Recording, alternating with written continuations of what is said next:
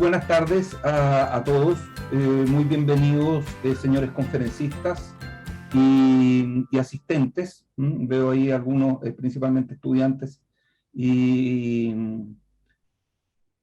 Alberto Blesta en particular, director de carrera de Viña del Mar de Trabajo Social. Muy bienvenido. Entre otros, se me escapan, puede que se me escapen otras autoridades. Con mucho gusto estamos partiendo esta quinta conferencia del ciclo de conferencias de psicoanálisis y época que hemos levantado del Grupo de Estudios Psicoanalíticos de UDLA, junto al director Claudio Reyes, que está acá presente. Y en esta ocasión abordamos un tema altamente relevante, que es psicoanálisis y política, complejo, por cierto. En esta ocasión nos acompañan 4 psicoanalistas. Leonardo, por Chile, voy a partir ya lo dije, por casa, por Chile, con Leonardo Arrieta, psicoanalista, formado en Francia. Juan Pablo Vildoso, psiquiatra, psicoanalista de acá del Instituto Chileno, del Instituto Psiquiátrico, ambos también parte del Grupo Plus de Psicoanálisis de acá de Santiago, y visitantes extranjeros. Estamos con Santiago Thompson y con Tomás Otero. Así que es un orgullo contar con ustedes, muy agradecidos de que estén en este espacio de discusión respecto a estos temas en esta época. Así que sin más preámbulo, voy a dejar a Juan Pablo Vildoso. Juan Pablo Vildoso es médico psiquiatra de la Universidad de Chile, psicoanalista, magíster en psicología de la Universidad de Chile, profesor de psicoanálisis y psicopatología en la Universidad Diego Portales y Alberto Hurtado, y psiquiatra del Instituto Psiquiátrico José Orbitz de acá de Santiago. Él nos expone un texto que ha denominado Notas para una estructura psicológica del neofascismo. Adelante, Juan Pablo. Bien, bueno, muchas gracias a los organizadores, a los colegas de Argentina, a Leonardo también, y a todas y todos los que están conectados ahí. Al grano, ¿ya? Ante la emergencia de idearios, movimientos y gobiernos xenófobos, raciales y misóginos, en esta comunicación pretendo ingresar a la investigación de lo que previo al estallido de la Segunda Guerra Mundial George Bataille denominara la estructura psicológica del fascismo. Para tal motivo recurriré a una estrategia transdisciplinar intentando relevar la íntima conexión entre este fenómeno y el gobierno de las actuales tecnocracias neoliberales. En otras palabras, y citando la introducción colectiva a un reciente libro sobre el tema, abro comillas, nos condenan nuevamente las circunstancias a revivir la barbarie de la exclusión, la persecución e incluso la aniquilación del disidente en nombre de la pureza y el vigor de las naciones, o únicamente de una voluntad de recuperar la tasa de ganancia del capital. Cierro la cita. Llegaré a la pregunta a partir del cine. La película Araña, del cineasta chileno Andrés Wood, pese a la introducción de algunos clichés destinados a aumentar su potencial comercial y a mostrarnos una historia cerrada, abre una oportunidad para iniciar una reflexión sobre los neofascismos dadas las características del objeto elegido, la organización nacionalista Patria y Libertad, que surgiera como movimiento reaccionario durante el gobierno socialista de Salvador Allende y la Unidad Popular. Dicha reflexión arranca a partir de algunas escenas ominosas en el sentido freudiano del término, vale decir, inquietantemente familiares. Es así como en un momento del film, un ex militante del grupo paramilitar, cuyo emblema simplificaba gráficamente la forma de una araña, ejecuta en complicidad con jóvenes veinteañeros un atentado en una iglesia repleta de cristianos haitianos, migrantes que llegan sistemáticamente a Santiago a partir de la instalación de una misión militar de paz chilena en Haití el año 2004, impulsada en ese entonces por el gobierno del también socialista Ricardo Lagos. Casi en el otro lado del mundo, la película polaca Hater de Jan Komasa escenifica un atentado similar, pero orquestado desde el anonimato de las redes sociales y una agencia de noticias falsas. Tanto Araña como Hater se sustentan en sendos personajes psicopáticos, pero si llegan a infundir el sentimiento de lo ominoso, no es precisamente por ellos, sino más bien por los fenómenos sociales que presentan, fenómenos tras los que se agita el fantasma común de los neofascismos. Solo un año y medio después del estreno de ambos films, un masivo grupo de seguidores de Donald Trump, entre los que resaltan los Proud Boys, organización nacionalista, supremacista blanca y exclusivamente masculina, dirigida por un latino, asalta el Capitolio con el fin de impedir la ratificación de la derrota de quien se jactó de poder hacer América grande nuevamente. Y pocas semanas atrás, el interés se trasladó al norte de Chile, donde decenas de personas emprendieron acciones violentas contra inmigrantes, principalmente venezolanos, que se encontraban en situación de calle, ocupando plazas y la playa de la ciudad. Al introducirnos en el problema, notamos que la bibliografía sobre el fascismo es extensa y continúa creciendo día a día. Esto obliga a una comunicación acotada, como la que intentaré hoy, pero esto dificulta una comunicación acotada como la que intentaré hoy, pero al mismo tiempo obliga a elegir un punto de anclaje y definir claramente una perspectiva.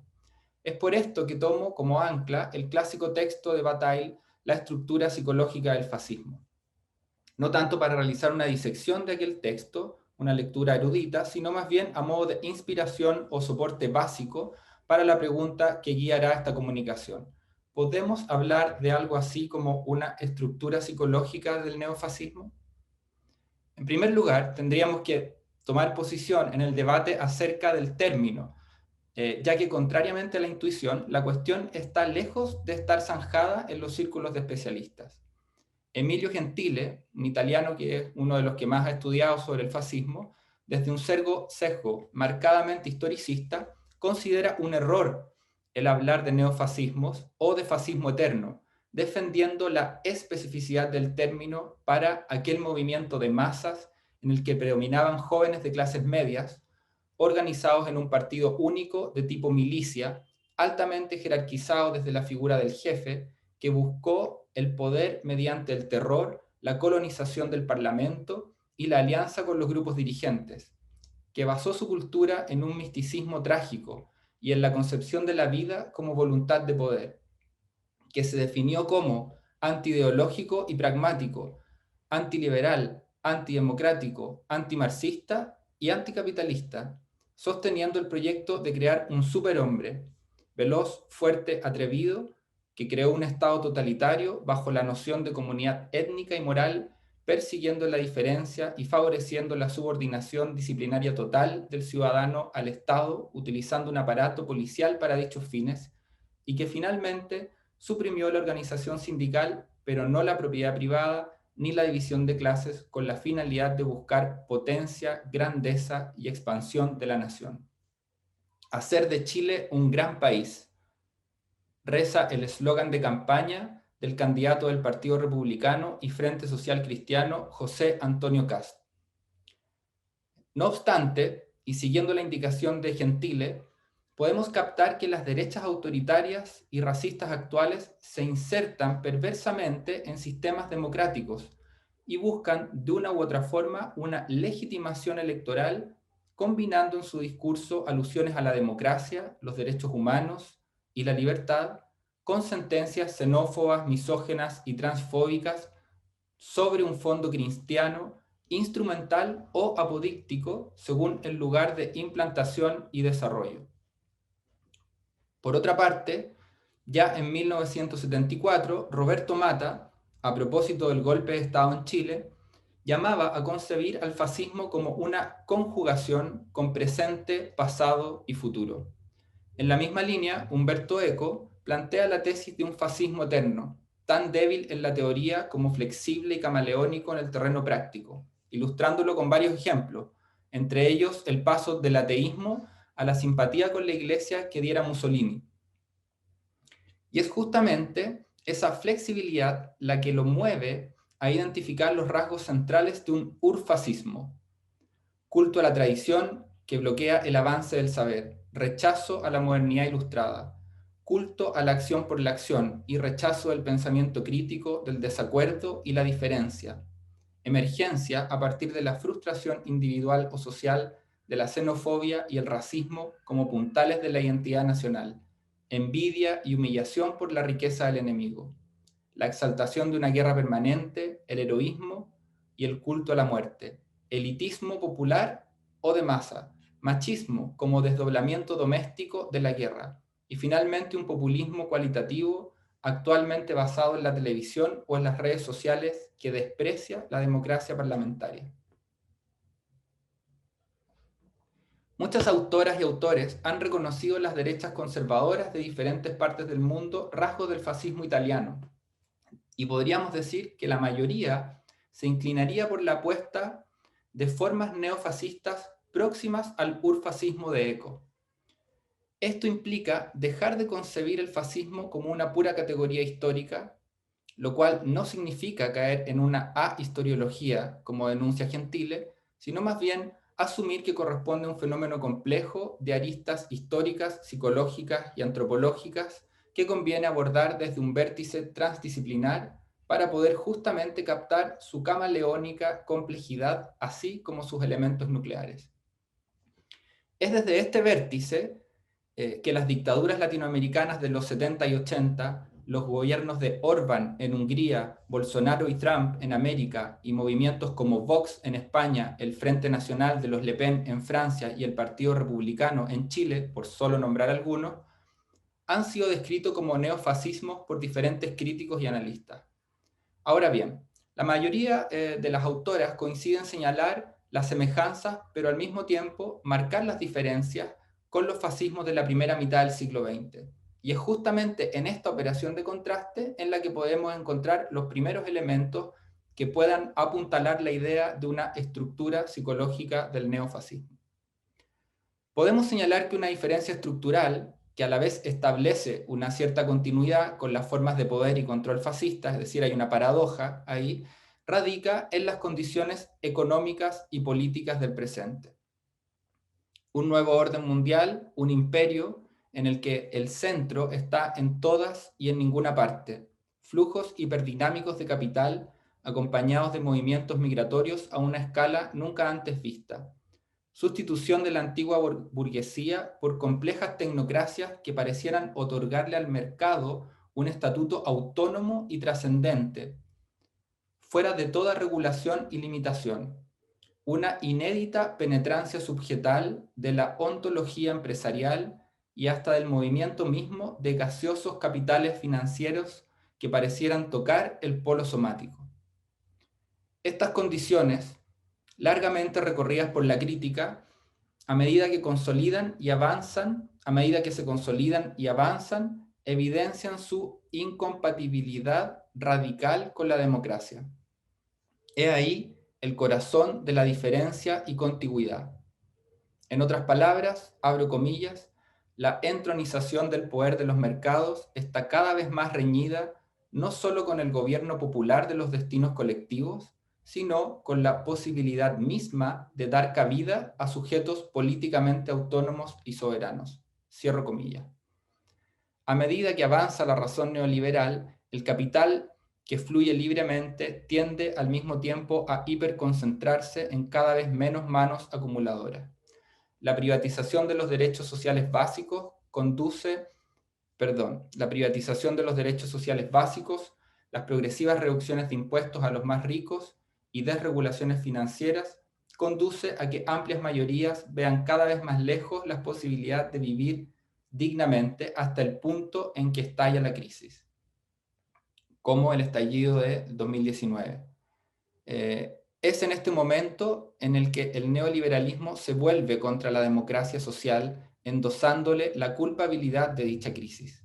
Coarta los núcleos de resistencia mediante estrategias legales y constitucionales, hasta generar un estado de excepción permanente, una guerra que moviliza la intervención policial al tiempo que reanima la búsqueda de un segundo responsable, el inmigrante, el indígena, el negro, las disidencias sexuales.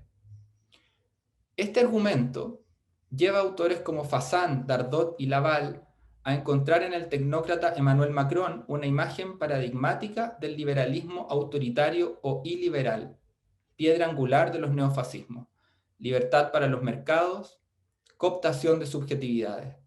Establecido este basamento, podemos mencionar otras líneas de contraste y contigüidad. El ideal estético-político ontológico del viejo fascismo, el hombre ágil y vigoroso, ha dado paso a una masculinidad blanca resentida ante la pérdida de sus privilegios a manos de mujeres, disidencias y otras razas, gracias al progresismo multicultural neoliberal de gobiernos como el de Obama y Lula. Otra razón más para culpar a la democracia de las desdichas del hombre blanco. Wendy Brown trabaja esto muy bien. En segundo lugar, las masas organizadas del fascismo han sido reemplazadas por cuerpos virtuales e inteligencias artificiales que encuentran en las redes sociales el lugar más idóneo para su desarrollo, amplificando noticias falsas que se traducen en la génesis de regímenes de posverdad. No obstante, el asalto al Capitolio y el ataque a los inmigrantes en el norte de Chile tornan evidente que dicha virtualidad está lejos de remitirse al plano ideológico y al mundo de la red. Por el contrario, en todas partes se incuban movimientos y grupos dispuestos a pasar a la acción si el líder lo requiere e incita. Por último, el nacionalismo expansivo que llevó a las grandes guerras entre los Estados-naciones es desplazado por una xenofobia que identifica en los migrantes, musulmanes, indios, feministas y disidencias aquellas alteridades negativas necesarias para la diseminación del ideario neofascista. Y es a partir de este último punto que procederé a intentar caracterizar mínimamente una posible estructura psicológica, lo que nos llevará a la problemática del miedo y el enemigo. Si sabemos las lecciones de la historia, ¿por qué las masas pueden llegar nuevamente a transitar por caminos de odio y destrucción? Podríamos decir que esta pregunta reproduce en forma especular la interrogación de Bataille. Tomando como referencia a Freud, justamente en Psicología de las Masas, Bataille propone que la clave inconsciente del movimiento fascista está en la identificación de sus integrantes con el jefe, un elemento heterogéneo a la homogénea dinámica de la sociedad capitalista. El problema consiste en despejar en virtud de qué se produce este movimiento identificatorio, con la figura del líder que pasa a ocupar el lugar del ideal del yo de los individuos de la masa. En la 10ª sección de Psicología de las Masas, Freud hace derivar a la masa de la horda primordial, identificando al jefe con el padre de la horda. Llegará entonces a proponer, por un lado, que la masa tiene una ansia extrema de autoridad, así como un gran temor hacia el jefe, y por otro, que el individuo porta sentimientos de desamparo y una envidia hacia el semejante que por miramiento a la realidad y un mecanismo identificatorio pasa a ser la base de la tendencia gregaria. Para Bataille, en el caso de la masa fascista, después de esta identificación, se produciría la fusión entre los elementos de ambos campos, del homogéneo, el orden, la estructura y la disciplina, de lo heterogéneo, el éxtasis, la potencia, la soberanía, para así dar origen al estado total. De acuerdo a Surya, esta operación tendría dos caras. Por un lado, la rehomogenización de lo heterogéneo a partir de la identificación del líder con elementos imperativos disciplinares o policiales del mundo moderno, y por otra, la radical heterogenización de lo heterogéneo, dividiendo formas puras, el jefe y la masa de seguidores, de formas impuras, lo disociado racial, locos, homosexuales, gitanos, judíos y no arios.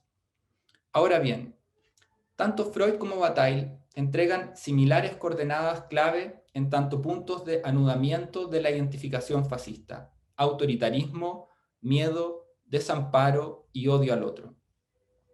Tal vez el problema del texto freudiano estriba en el desbalance al momento de sopesar los elementos, enfatizando el ansia de autoridad por sobre la dimensión del miedo y el desamparo, pero sobre todo sustentando todo su argumento en la primacía de la pulsión de destrucción. En el origen hubo envidia. Esto está escrito a continuación de Más allá del principio de placer. Al igual que en Tótem y Tabú, el malestar en la cultura, y en el malestar en la cultura, Freud se encuentra entre Schopenhauer, Nietzsche y Hobbes. Por otra parte, Bataille parece identificar en la violencia, entendida como un movimiento energético mayor, inevitable y natural, la base de tal operación, de tal suerte que la figura del líder se tornaría mítica, pasando a ser otra forma de la expresión de una brutal voluntad de poder, violencia cósmica y trascendente. En términos psicoanalíticos, pulsión de muerte y goce. Como puede captarse, resuena como una constante en Bataille el fondo irracionalista nietzscheano que lo llevará a desafectarse de lo político para buscar finalmente en el erotismo la emancipación de la existencia moderna. Para comenzar a cerrar, quisiera relevar justamente aquellas dimensiones centrales emanadas de ambos autores, el miedo y el odio al semejante. El fascismo, moderno, posmoderno o eterno, se edificará siempre en torno a este complejo nuclear.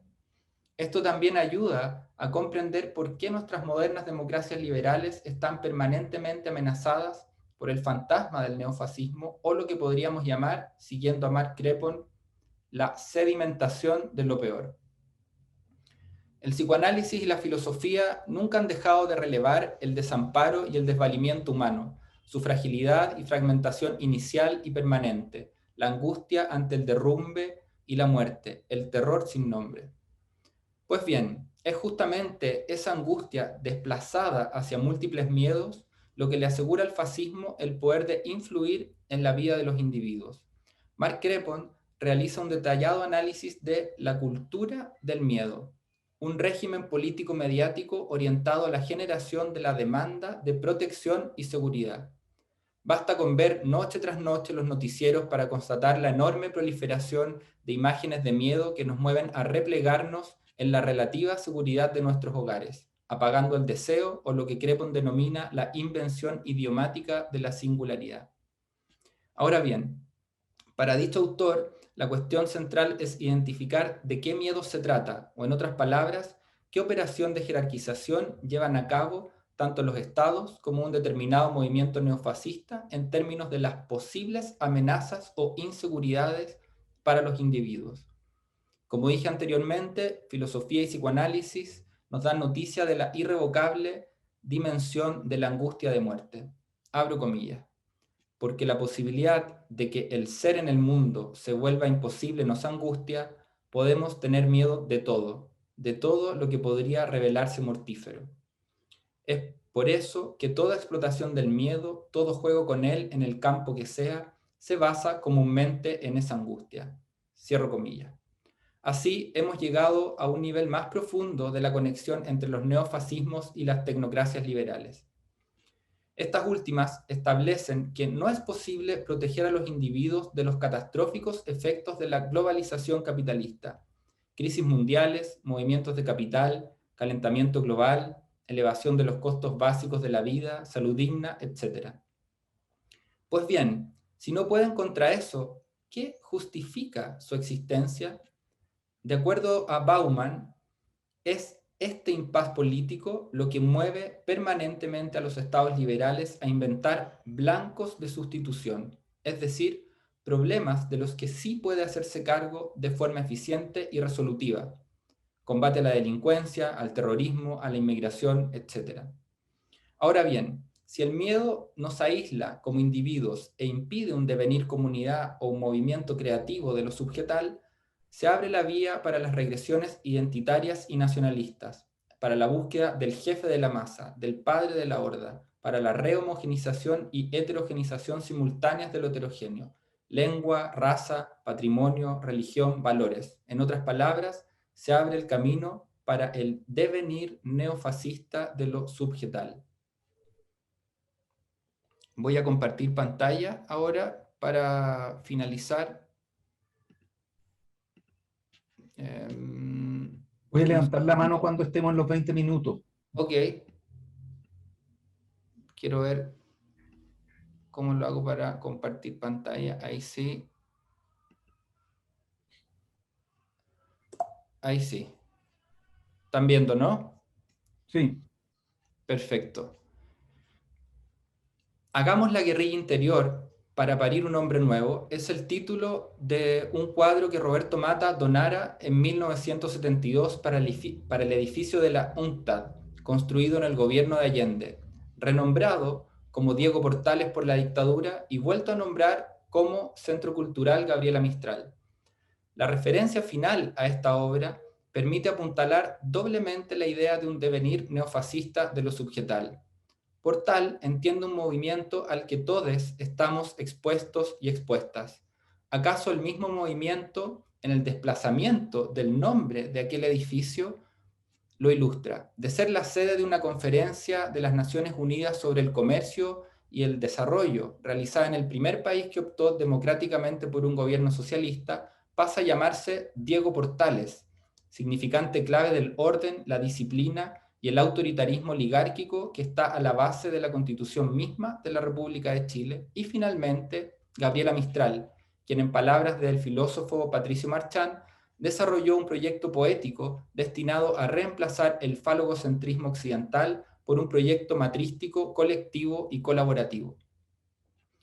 Tal movimiento indica la posibilidad de dejar atrás el fascismo para poder encontrar nuevos caminos y formas de reunión que no estén basadas en el miedo y en odio al otro. No es otro el sentido del título del cuadro de Mata, que por cierto resuma vida aludiendo con palabras y colores al parto de un hombre nuevo. En un importante desmarque de Freud, Sándor Ferenczi sugirió un dualismo alternativo a las pulsiones de vida y muerte al postular la dialéctica pulsiones egoístas versus pulsiones colaborativas. Esa mezcla, desmezcla y conflicto pulsional es a lo que justamente alude la expresión guerrilla interior, en la que chocamos contra grandes transparentes, el miedo, el temor al otro y lo que Mata llamó una falta de la cultura del anti-egoísmo. Como pueden ver, el fascismo es un asunto complejo que requiere ser examinado desde diferentes vértices.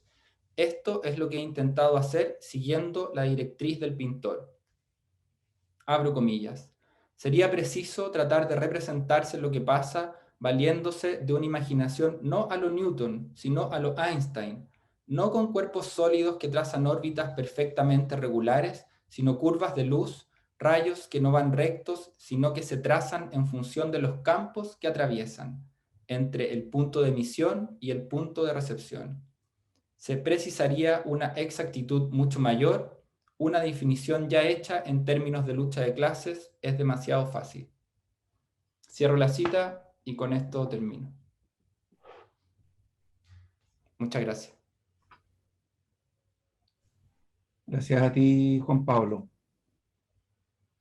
Vamos a, bueno, le recuerdo a los asistentes que pueden escribir preguntas, si tienen preguntas, en la parte de preguntas y respuestas que tiene este sistema de Zoom, para que con posterioridad a las 4 exposiciones podamos tener algún espacio de intercambio de ideas. El segundo conferencista de esta tarde es Tomás Otero, psicoanalista, doctor en psicología y magíster en psicoanálisis de la Universidad de Buenos Aires, profesor universitario, investigador becario, UBAC-IT, desconozco si está bien pronunciado. Es UBACIT, que es UBACIT. de la Universidad de Buenos Aires, Ciencia y Técnica. Perfecto, gracias. Investigador postdoctoral en temas estratégicos de la misma universidad, autor de 3 ensayos sobre la perversión y las clases en coautoría. En esta tarde nos expone un trabajo que tituló El totalitarismo y la degradación de la vida amorosa. Tomás, por favor. Bueno, muchas gracias a todos, a todas. Gracias, Claudio Reyes, por la invitación personal. Es un gusto estar acá con ustedes, compartiendo con colegas de allá de Chile y también, bueno, con Santiago, que nos conocemos hace mucho tiempo y trabajamos juntos también en la universidad. Así que es un placer estar acá en esta mesa de presentaciones, haciéndole homenaje a este texto tan importante de Freud, que es Psicología de las Masas. Bien. El totalitarismo y la degradación de la vida amorosa, así es como titulé esta ponencia. Y parto de la siguiente pregunta. ¿Por qué un hombre mata a una mujer? Es una pregunta inmensa, con cientos de matices y aristas, sociales, institucionales, políticas y psicológicas. A riesgo de dejar de lado importantes líneas de fuerza que participan en esta coyuntura y que merecerían un tratamiento en otro contexto de debate diferente al de apenas la aproximación que puedo exponer en esta ponencia, voy a tomar aquí solamente una arista del problema, un análisis que es conjetural y absolutamente parcial, que se apoya sobre el hecho ampliamente constatable de que gran parte de estos femicidios ocurren en la órbita de la vida amorosa. Más de la mitad de los casos son perpetrados por parejas o exparejas de las mujeres asesinadas. El término femicidio responde a un giro político que sitúa de lleno estos asesinatos en el terreno de la violencia de género, desterrando en muchos casos al término crimen pasional, que llevaba el germen del arrebato, de la pasión, la locura y la irracionalidad que de algún modo justificaría lo injustificable, la barbarie del hecho. El término femicidio, si bien tiene una importancia mayúscula al situar el problema dentro de las políticas contra la violencia de género, también refuerza, en mi opinión, la posición de la mujer como víctima. Y aunque no será el foco de este análisis, la victimización me parece una de las peores condenas que puede sufrir el ser humano. Una clínica del femicidio, a mi juicio, no puede desentenderse de una clínica del goce, del deseo y, como arrojan las estadísticas, tampoco de la vida amorosa. Porque desde el más allá de Freud, desde el más allá del principio de placer de Freud, digo, se entiende que la ética que rige al ser hablante no es la de su bien, sino la de su goce. Porque la mujer, pese a los estudios de género que critican el estereotipo sociocultural en el que se ubica, reproduciendo y perpetuando una lógica dominante, machista, se ha construido socialmente para el hombre como objeto de deseo. O en otras palabras, tal vez menos chocantes para los tiempos que corren, el deseo de una mujer en muchas ocasiones es el deseo de ser deseada, lo que la deja inexorablemente en una posición de objeto. Aunque, ojo, vale aclarar que deseada no equivale a poseída. Puta, pero no tuya, exclama uno de los más sagaces sintagmas feministas que recorren nuestra época ante la violencia de género. Ante la voluntad del hombre por poseerla, la voluntad de ellas es preservar el deseo. Y finalmente, porque la voluntad del hombre por poseerlas puede ir demasiado lejos, donde se expresa una voluntad de goce que determina una particular forma de habitar la vida amorosa, y que puede, trágicamente, precipitar en su reverso más inmediato, es decir, el odio, hecho de la misma estofa que el amor, desembocando en la misoginia, la violencia o el femicidio. Avancemos con el amor. Podríamos decir que gran parte de los seres hablantes en lo tocante al amor sucumben ilusoriamente bajo el mito de Aristófanes, siempre en búsqueda de esa mitad, de ese pedazo faltante en el campo del otro. Lo que se busca en el partener es esa libra de carne, ese objeto parcial, esa parte del cuerpo erógeno que está perdida y que constituye el fundamento del sujeto deseante, porque en consecuencia solo amamos con nuestra falta. Desde muy tempranamente en su obra, Freud habló de la degradación de la vida amorosa, consustancial al fantasma masculino para acceder al encuentro con una mujer. Lo que Lacan tradujo en el seminario Aún, diciendo que el acto de amor es la perversión polimorfa del macho, que cree abordar a su mujer cuando en verdad aborda la causa de su deseo, lo que designa en su álgebra con el objeto A. Esto ya sitúa, en mi opinión, algo de la especificidad que va a estar en juego en el femicidio. Que, si nos apoyamos en las fórmulas de la sexuación como un instrumento de análisis, no responde simplemente a una cuestión de género ni anatómica, sino a una violencia que es perpetrada desde una posición sexuada que es la masculina. Las fórmulas de la sexuación impugnan toda pretensión de definir lo femenino mediante un rasgo o establecer...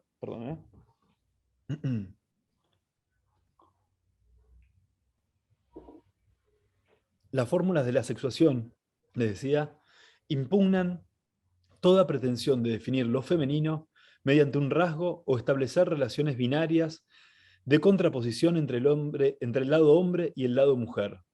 Es decir, los desarrollos de Lacan ponen en tela de juicio toda tentativa de hacer de las fórmulas un todo que las vuelva a inscribir en el orden fálico de discurso, objetando la perspectiva falocéntrica dominante, al mismo tiempo que pone en cuestión una lógica binaria y complementaria que sigue definiendo la diferencia de los sexos por rasgos tales como falo castrado, activo, pasivo. Lacan ordena las posiciones sexuadas de acuerdo a una relación del ser hablante con el goce, según sea esta toda fálica o no toda fálica, siendo esta última suplementaria a la primera y no complementaria. Fuera de la anatomía, la degradación de la mujer a un objeto es consustancial a la posición masculina de las fórmulas de la sexuación. Voy a compartir pantalla para mostrar el esquema que figura en Seminario aún de las fórmulas. ¿Lo pueden ver? ¿Se ve? Sí, sí. Bien. Decía, fuera de la anatomía, la degradación de la mujer a un objeto es consustancial a la posición masculina, es decir, la que está del lado izquierdo, ¿sí? La posición masculina del lado izquierdo, la posición femenina del lado derecho. Es consustancial a la posición masculina, decía que la degradación de la mujer a un objeto es consustancial a la posición masculina de las fórmulas de la sexuación. Plantear sus fórmulas en términos de función de X, van a ver arriba, ¿no? Donde en las fórmulas Lacan lo plantea en términos de función de X. Existe algún X que no está subordinado a la función fálica, lo que sería, por ejemplo, el padre de la horda primitiva. Abajo para todo, X, phi de X, subordinado a la función fálica, lo que sería la premisa universal del falo, por ejemplo. No existe ningún X que no esté subordinado a la función fálica, o el no todo X está subordinado a la función fálica, que es lo propiamente el no todo femenino. Les decía entonces que plantear sus fórmulas en términos de función de X, términos de toma de Frege, lo desprende del campo anatómico o de género que presuma establecer una diferenciación sexual, puesto que operar con funciones quiere decir que cualquier X, o sea, la variable de la función, ya sea hombre, mujer, hermafrodita, trans, travesti, queer o no binario, que se avenga a inscribirse del lado de la posición masculina, mantendrá una relación al goce subordinada a la función fálica, y la degradación del partener a un objeto se va a imponer como condición de su deseo, lo que Lacan llama perversión polimorfa del macho, y que podemos inscribir en el vector que va del sujeto tachado a la, del lado de la mujer. ¿Sí? El sujeto tachado del lado de hombre, este vector que va al objeto A. Mientras que cualquier X, insisto, hombre, mujer, hermafrodita, trans, travesti, queer, no binario, que se avenga a inscribirse del lado de la posición femenina, del lado derecho de las fórmulas, su relación al goce será no toda regulada por la lógica fálica, partiéndose de la forma de habitar el goce como un jano que apunta con un vector al falo, acá lo pueden ver, de la mujer tachada, con un vector al falo, y con otro vector al significante de la falta del otro, inaugurando una relación al goce que se constituye respecto al primado fálico en un más allá. Bien, dejo de compartir pantalla y continúo. Pero nos encontramos a plena luz del día, en nuestro tiempo, que esta degradación que Freud describió excede el marco de la fantasía a la que puede condescender una mujer en el encuentro con un partener, para dejar un saldo en el real. La mujer golpeada, humillada, desgarrada, o peor, asesinada. Frente a este tipo de violencia, es común entre los psicoanalistas cargar las tintas sobre la declinación actual del otro, del gran otro, del padre o de los ideales, cuando paradójicamente desde los grupos feministas alzan su voz contra el patriarcado. ¿Es consecuencia de la actual declinación de los ideales que el fantasma no funcione como marco en el pacto moroso y que como resultado nos encontremos con los efectos de una violencia polimorfa en lo real? Más bien, como señaló el sociólogo y psicoanalista Marcos Zafiropoulos, en la sociedad actual el ideal sigue funcionando, pero no como instancia reguladora, garantizando los lazos sociales, sino que nos encontramos con lo que él llama los efectos mórbidos del ideal, con su cara persecutoria o de tiranía sin mediación, que más bien destruye o atenta contra los lazos sociales. Introduzco esto porque una clínica de la vida amorosa no es ajena a una clínica del ideal. Solo que hay que ubicar cómo funciona el ideal en nuestra época.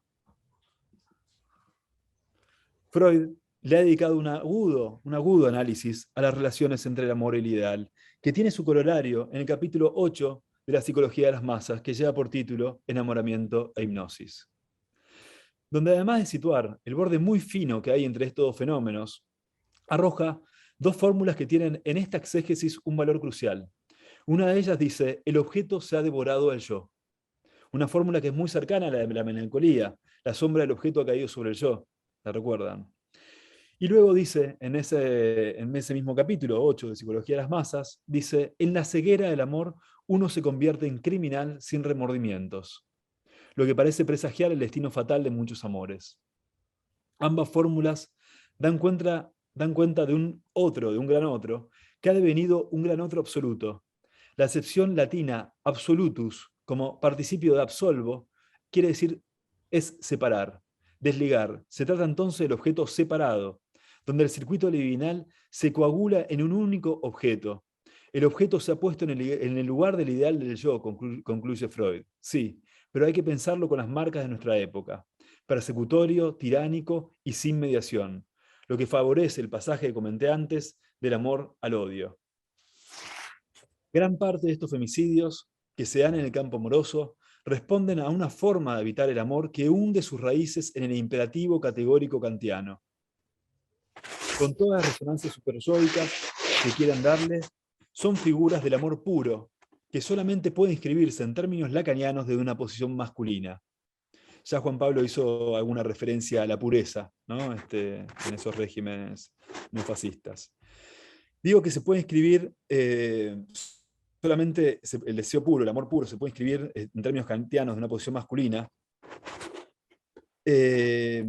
porque no hay ninguna, porque desde la posición masculina es la única que puede medirse con el universal al que aspira la máxima kantiana, ¿sí? Desde la posición femenina, con la lógica del no todo, se objeta precisamente este universal, y por esto mismo el texto freudiano sobre la más generalizada degradación de la vida amorosa, que desde el mismo título hace referencia a un para todos, sobre la más generalizada, hace referencia a un para todos, tampoco puede pensarse de una lógica inmanente a la posición femenina, ¿sí? El amor, va a decir Lacan en innumerables pasajes de su obra, de su enseñanza, es tributario del campo del deseo. Cuando el resorte del amor es el deseo puro, dice Lacan sobre el final del Seminario 11, en una auténtica rectificación con lo que él mismo había planteado en el Seminario de la Ética, dice Lacan que el deseo puro es el imperativo categórico kantiano. Y dice, cito: esta ley moral, todo bien mirado, no es más que el deseo en estado puro, el mismo que desemboca en el sacrificio propiamente dicho de todo objeto de amor en su humana ternura. Y lo digo muy claro, desemboca no solo en el rechazo del objeto patológico, sino también en su sacrificio y asesinato. Cierro cita. La moral kantiana no es sin objeto, demostró Lacan en Kant con Sade. No es sin, quiere decir que tiene un objeto encubierto, oculto, ¿no? Como él suele usar esta fórmula, la angustia no es sin objeto, es porque el objeto de la angustia es un objeto real. Por esto, no se trata estrictamente de crímenes que están bajo la égida de la pasión, sino del rechazo más flagrante del sujeto patológico, hasta quedar de cara a la naturaleza más real del objeto. El amor, bajo la regencia del deseo puro, es una modalidad del amor que no puede distinguirse de la pulsión de muerte. Desemboca en el sacrificio en el altar del otro, o en su reverso no menos mortífero, en el asesinato del objeto de amor. Cuando la ley del deseo es el imperativo categórico, estamos en el campo de los regímenes totalitarios, de la voluntad de goce e incluso de muerte ante cualquier signo de alteridad. Como fenómeno de constitución libidinal de una masa, el totalitarismo puede traducirse en esa masa de dos que es el enamoramiento.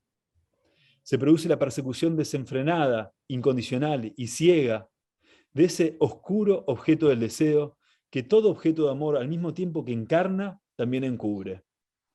En este sentido, Lacan esgrime, en esa misma clase, la última, el Seminario 11, la fórmula: te amo, pero porque inexplicablemente lo que amo en ti es algo más que tú. El objeto a minúscula te mutilo.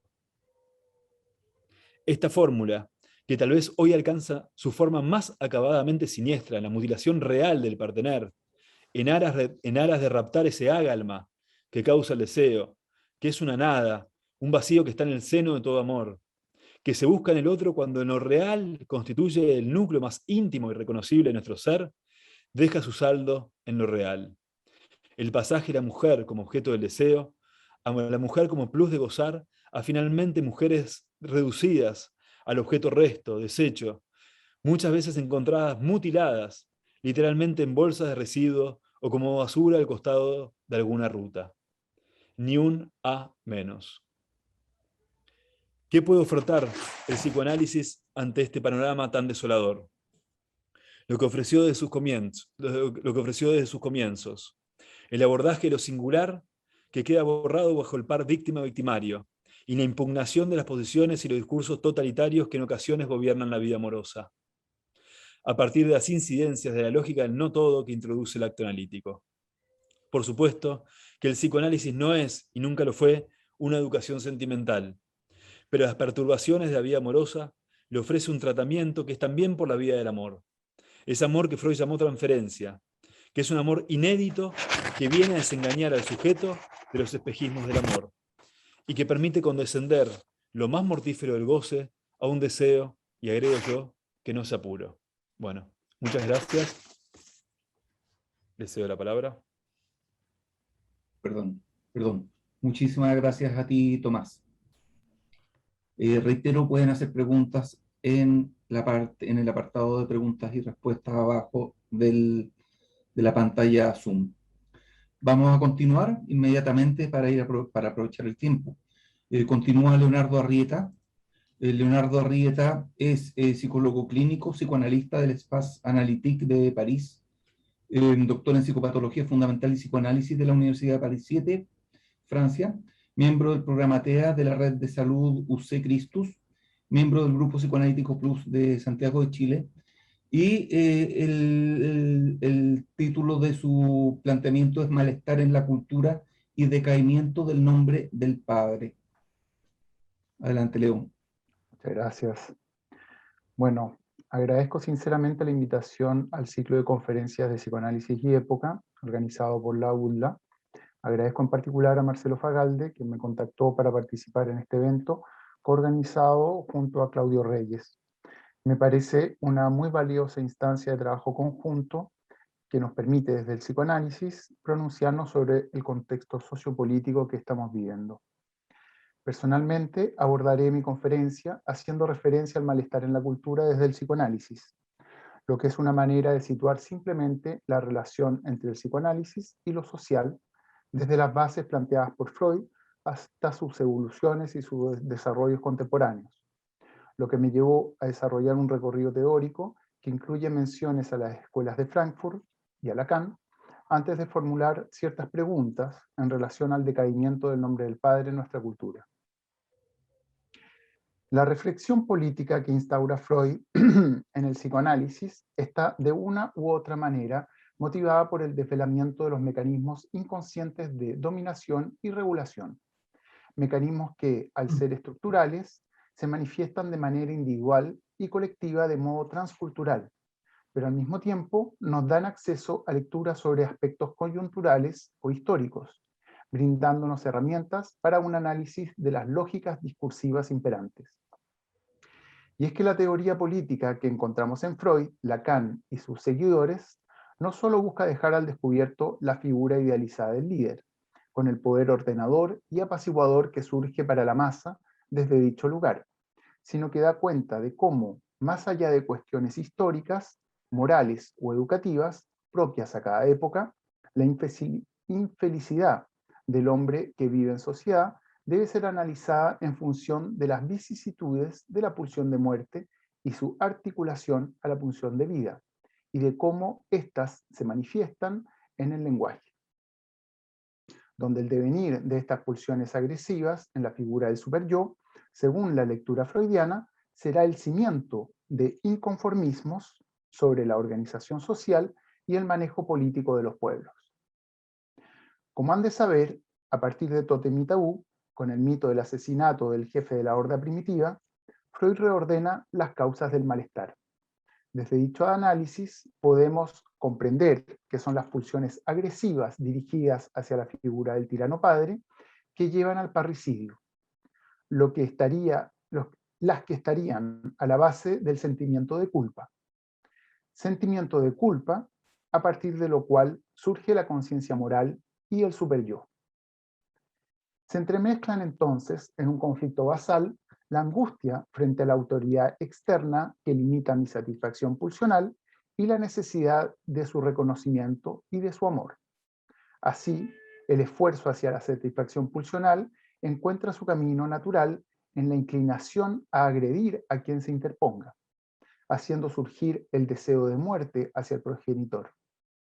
Para Freud entonces, lo cito, comillas, el sentimiento de culpa pasa a ser el problema más importante del desarrollo cultural, donde el precio del progreso cultural debe pagarse con el déficit de dicha o de goce, diríamos, provocado por la elevación del sentimiento de culpa. Ven el lugar central del sentimiento de culpa, ya lo vamos a ir desarrollando.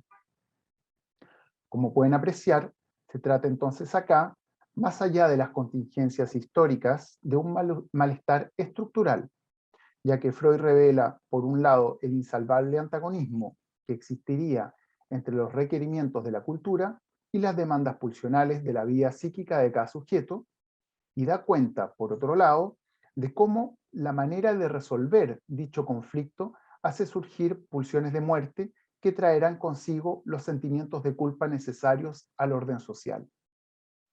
Ahora, en la historia del movimiento psicoanalítico, las concepciones freudianas de lo político y lo social fueron empleadas y adaptadas por distintas tradiciones críticas vinculadas a la contextualización de los hechos. Un buen ejemplo de esto son los trabajos de algunos pensadores de la Escuela de Frankfurt, quienes a partir de los años 30 asociaron la teorización freudiana a la tradición del materialismo histórico. Ellos llegaron a establecer una teoría crítica de la sociedad, que se gesta a partir de dos preceptos. El primero, la vida puede y debe ser hecha digna de vivirse.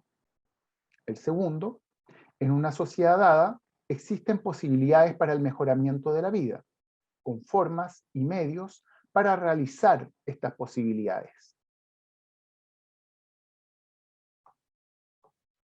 Entonces, esta idea de pensadores más vinculados a los hechos políticos concretos, en esta línea, el que existan elementos estructurales al aparato psíquico que expliquen el malestar cultural, no justifica el que existan condicionantes externos que posibilitan la dominación del hombre por el hombre. Además de los elementos estructurales, opera una dificultad externa al sujeto, quien se encuentra condicionado por los medios de producción y la tecnología imperante. Existe ese afuera, que retorna sobre el sujeto en tanto busca situarlo simplemente como objeto de una cadena productiva y de consumo. Sujeto que desaparece y pasa a ser simple objeto de la ciencia en su avance sobre la naturaleza. ¿Qué aporta Lacan a esta discusión? La versión del malestar de la cultura a la que nos introduce Lacan pasa por una revisión de los términos estructurales propios al mito freudiano del parricidio, los que son releídos por él en función de las coordenadas de la estructura misma del lenguaje.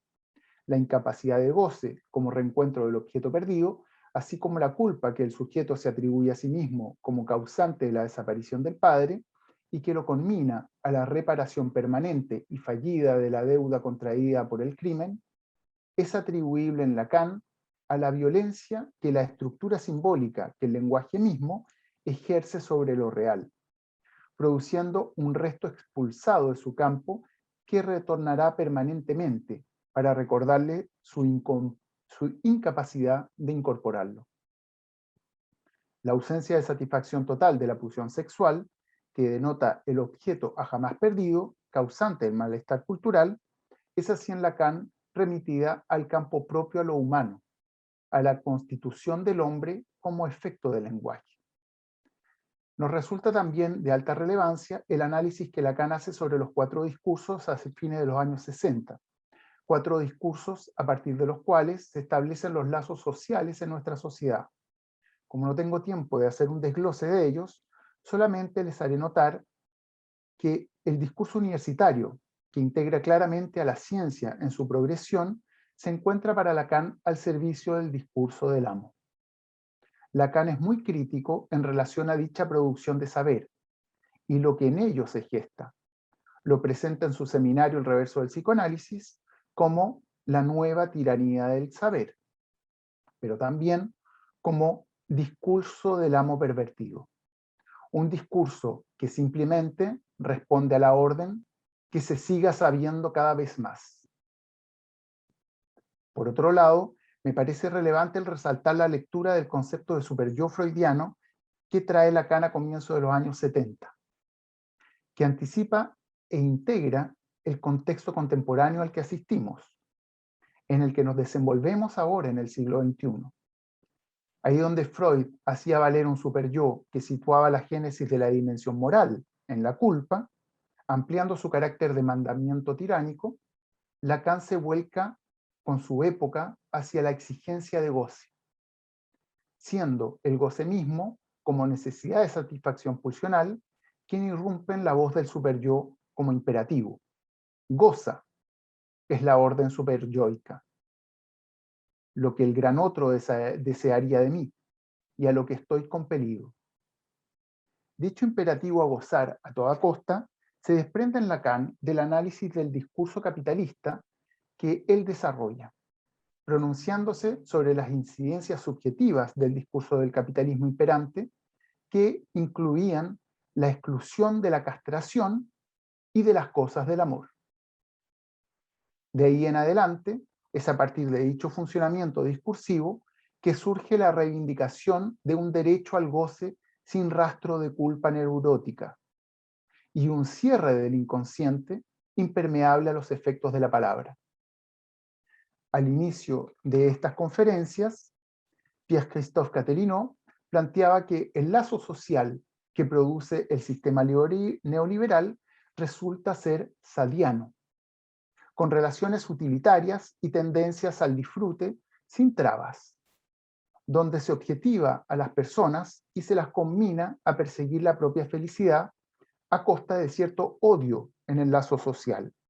Catherine citó también el trabajo de Jean-Pierre Lebrun y Charles Melmont, quienes llaman a esta mutación tanto de la subjetividad como de la existencia colectiva la nueva economía psíquica, donde el motor ya no es el deseo, sino el goce.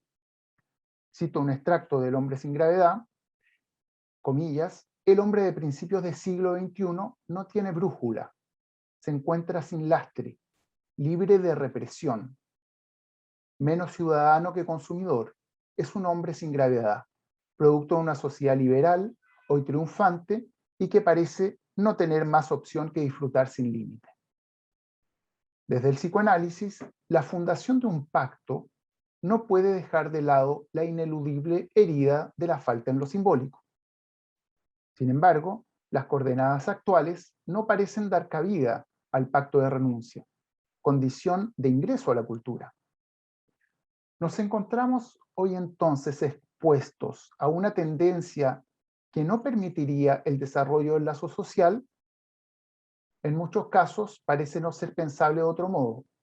Vemos cómo se instala en el lenguaje la imposibilidad de situar a un prójimo en el otro, reviviendo el odio a ese pequeño otro, imponiéndose la destrucción de su palabra en tanto implica distancia, amigoce absoluto. En el mundo actual neoliberal, el del avance frenético de la ciencia y la tecnología, se han caído los semblantes, los ideales.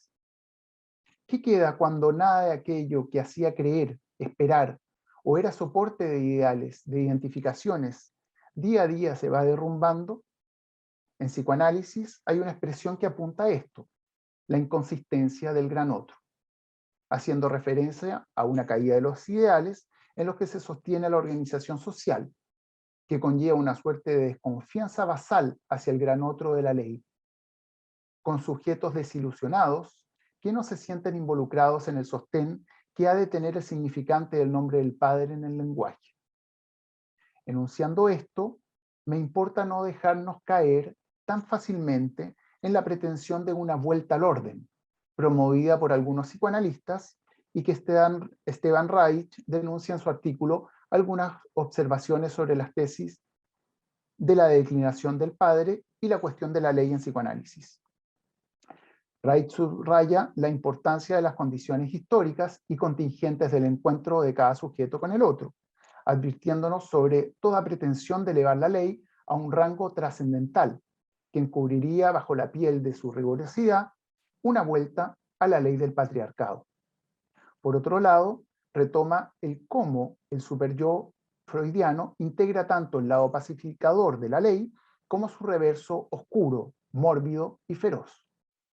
Pacificación y mandamiento tiránico, dos caras del superyo que se desarrolla en Lacan en los años 70.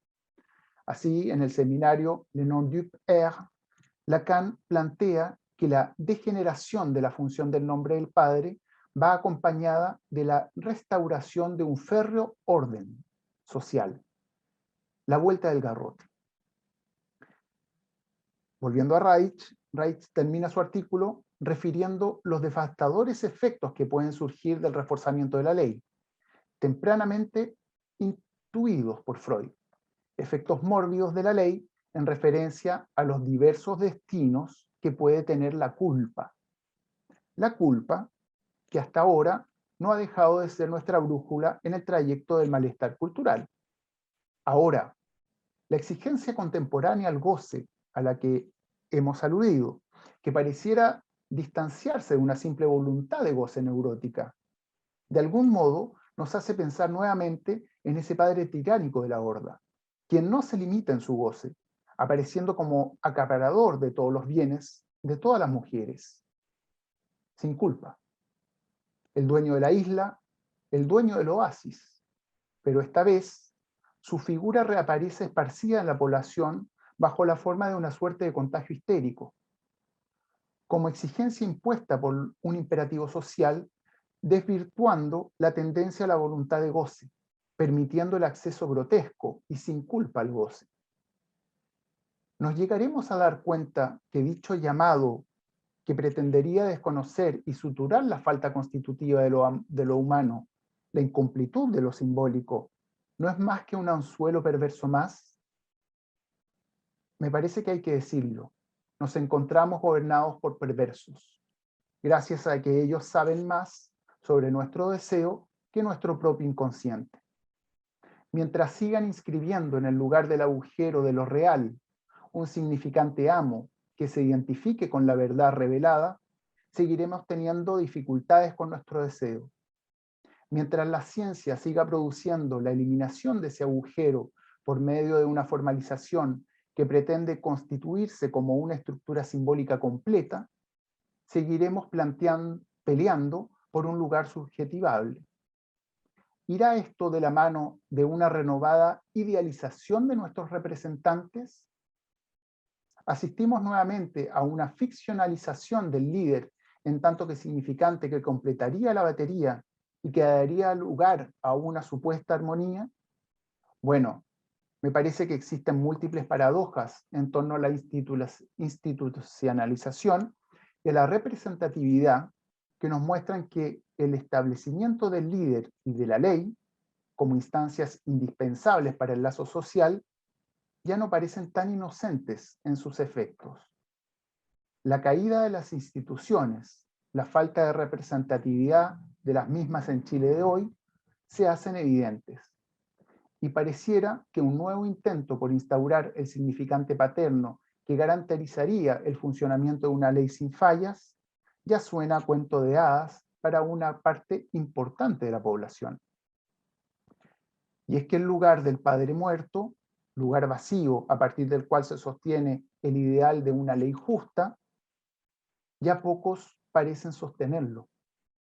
No solamente en el sentido que lo plantea Lacan, de que ningún padre se encuentra a la altura por una imposibilidad de recubrimiento completo de lo simbólico sobre lo real, sino que hay algo de lo pervertido de dicho posicionamiento que comienza a oler ya demasiado mal.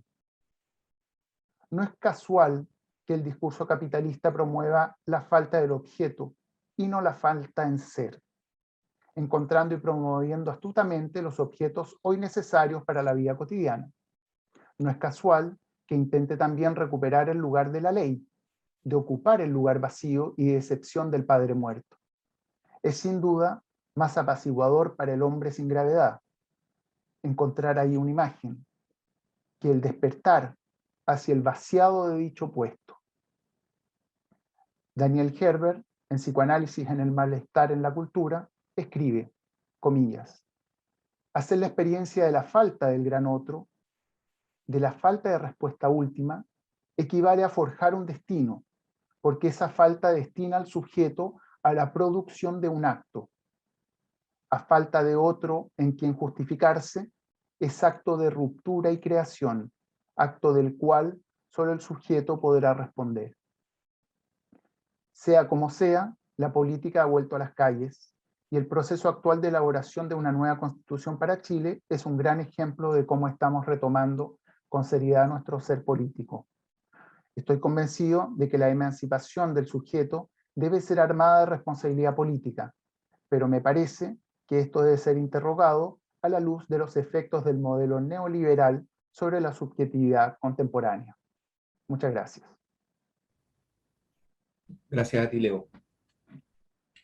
Muchísimas gracias. Continuamos con Santiago Thompson.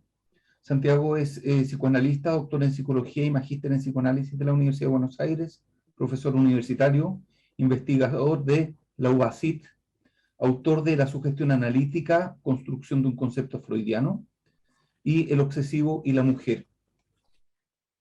Hoy nos presenta una reflexión que ha llamado La masa y el enjambre. Por favor, Santiago, adelante.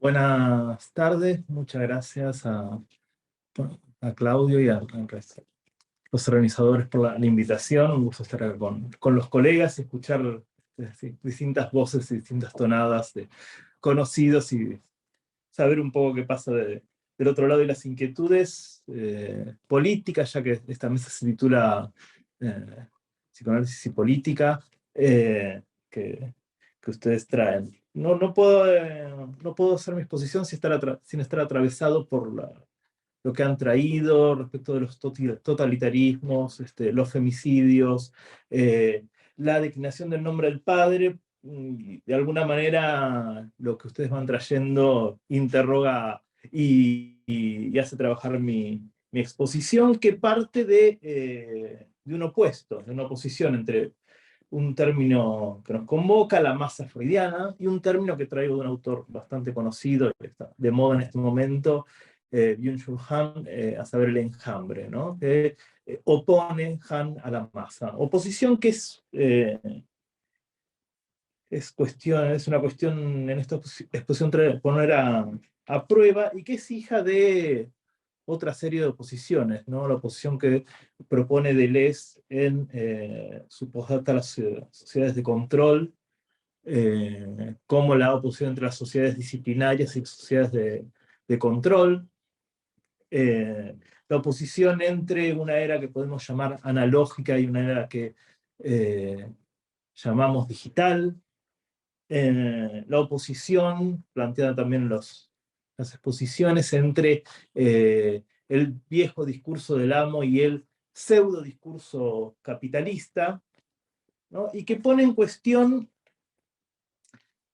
hasta qué punto nuestras categorías sirven, y es algo que he escuchado y se ha delimitado en las distintas exposiciones, para aprender las formas de lazo contemporáneo. Es una pregunta que creo que nos atraviesa las exposiciones y atraviesa cómo pensamos en psicoanálisis. Esta tarde escuchaba una exposición de Colette Soler que trabajaba en la misma vía, en el mismo esfuerzo de encontrar cuáles siguen siendo nuestras invariantes y cuáles son variantes que nos llevan a brevar en otros autores, particularmente en mi recorrido, autores provenientes de la sociología y la filosofía. Recordaba hoy, he recorrido, como mencionaban recién, en mi tesis de maestría, la sugestión analítica, el texto freudiano. ¿De qué estaba hecha la masa freudiana, ¿no? La masa freudiana, y lo han recordado en las exposiciones, supone los efectos de identificación, ¿no? En sus tres vertientes, este contagio que hace a la circulación del deseo, ¿no?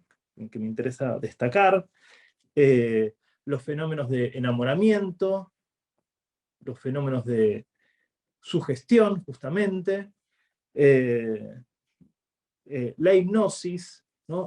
Un lugar de un otro, digamos, que dirige y convoca a la masa, que he escuchado en las distintas exposiciones que tiene un lugar central en lo que se piensa como totalitarismo, ¿no? Cuestión que me interesaría poner en cuestión, ¿no? Elementos entonces que hacen, vamos a decirlo así, aquello que nos hace estar afectados por el otro. No sé si lo notan, pero estar sugestionado, enamorado, padecer una identificación, estar hipnotizado, estar afectado por un líder, implica un entre dos, ¿no? Una marca del otro, ¿no? Que produce algo de lo que en distintas vertientes en psicoanálisis, ¿no? De distintas formas, pensamos la transferencia. Todos estos elementos podemos aplicarlos a lo que pensamos como transferencia, ¿no? Me gusta una definición de Lacan para pensar la transferencia. Dice, no es de uno o de otro, es algo que incluye a ambos, analista y analizante, es un fenómeno que incluye a ambos, ¿no? Un entre dos, ¿no? Que me parece que es lo que está en cuestión, ¿no? En lo que distintos autores contemporáneos aparece hoy como lectura de los lazos sociales. Pensar el enjambre es pensar esto, ¿no? Pensar el enjambre como opuesto a la masa es pensar en un conjunto que no arma comunidad, ¿no? Que se agrupa y se desagrupa rápidamente, ¿no? Que no tiene fuerza política, ¿no? Cuyo paradigma hoy ya no es ni el ejército, ni la iglesia, ni la escuela, sino las redes sociales, ¿no? Que ya no son estructuras cerradas. Volvemos a la masa freudiana de vuelta, el ejército, la iglesia, agrego la escuela, sino que como todo en el mundo digital, fluye libremente, ¿no? Y que entonces, tomando un término de Franco Berardi, ya no produce lo que Berardi llama un lazo conjuntivo, un lazo donde uno es afectado con el otro, entonces el encuentro con el otro nos modifica, nos transforma, nos toca, sino un lazo que Berardi llama conectivo, ¿no? Así lee Berardi los lazos sociales contemporáneos, los efectos de la tecnología sobre los lazos sociales contemporáneos. Efectos que vemos en lo cotidiano, ¿no? Lo que Soler llamó en el libro Otro Narciso una angustia de desconexión, ¿no? Los lazos amorosos tienen esta estructura, ya no se padece tanto, o las quejas no van tanto por el lado de el aburrimiento de los matrimonios, ¿no? La pesadilla de la vida en conjunto, la cárcel de oro del matrimonio, sino el salvavidas de hielo que son las parejas actuales, ¿no? Todo, ¿no? La pareja se diluye, puede estar conectada y al otro día desaparecer, ¿no? La angustia de desconexión. No se padece de las paredes, de la iglesia, el ejército, la escuela, tanto como de esta inminencia de que el otro podría desconectarse. Lo cual lo encontramos en la vida cotidiana, no sé si en Chile usan también el término, pero el término ghosting alude a eso. En las redes sociales, alguien ghostea cuando el otro desaparece repentinamente, sin rituales de despedida. Es uno de los últimos libros de Han, La desaparición de los rituales, ¿no? Algo equivalente a un fenómeno permanente de lo que Freud describía como el efecto de disgregación de la masa, ¿no? Había algo que conjugaba la masa, la figura del líder, y cuando esto desaparecía, digamos, la masa se disgregaba. El enjambre sería una suerte de disgregación permanente, ¿no? De estos elementos que hacían a la masa. Pensando en cuestiones políticas, ya no tenemos dictaduras, ¿no? Lo cual no implica dictaduras, ¿no? Como gobiernos que son erradicados y son reemplazados por otros gobiernos, generalmente de carácter militar, hablamos hoy de golpes blandos, ¿no? De irrupciones democráticas apoyadas aquí y acá, donde lo que juega no es tanto el poder de las armas como el poder económico, ¿no? Ya no se tiran gobiernos abajo, sino que se les quita apoyo económico o se apoya económicamente al oponente, al opositor que va a ocupar ese lugar. Curiosamente, ¿no? los regímenes, las propuestas neoliberales ya no asumen el carácter de que tiene las insignias de la dictadura, la censura, sino el carácter de la libertad. Hoy el partido más de derecha de la Argentina se llama el Partido Libertario, ¿no? Pregunta ahí respecto de hasta qué punto, digamos, podemos pensar en totalitarismos, ¿no? Cuando el poder económico toma los blasones de la libertad, ¿no? Acá en Argentina, tomando las insignias políticas, las insignias del encierro, de la regulación, del control disciplinario de la población, quedaron más del lado del gobierno, mientras que la oposición se manifestaba en contra de la cuarentena, a favor de la libertad, una libertad suicida, en cierto sentido, pero libertad al fin, ¿no? Pregunta entonces, ¿dónde está el poder? ¿No? El poder toma los caracteres del totalitarismo, ¿no? Digamos, la masa freudiana podía explicar, y como dijo Lacan en Psicoanálisis y Medicina, explicaba muy bien el nazismo, ¿no? Pero ¿explica bien el neoliberalismo? Pregunta.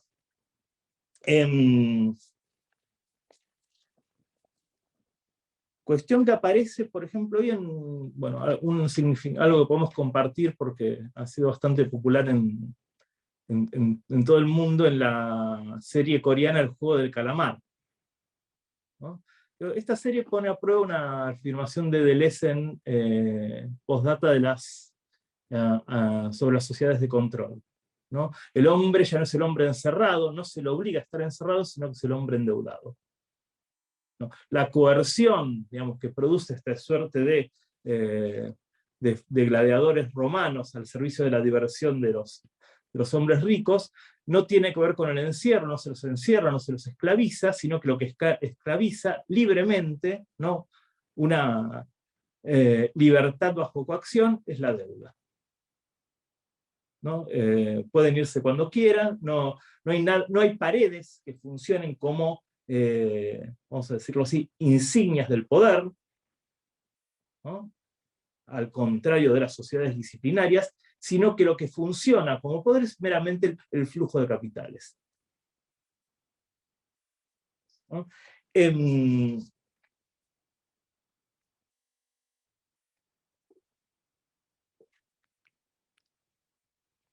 Tenía otras cuestiones anotadas por aquí.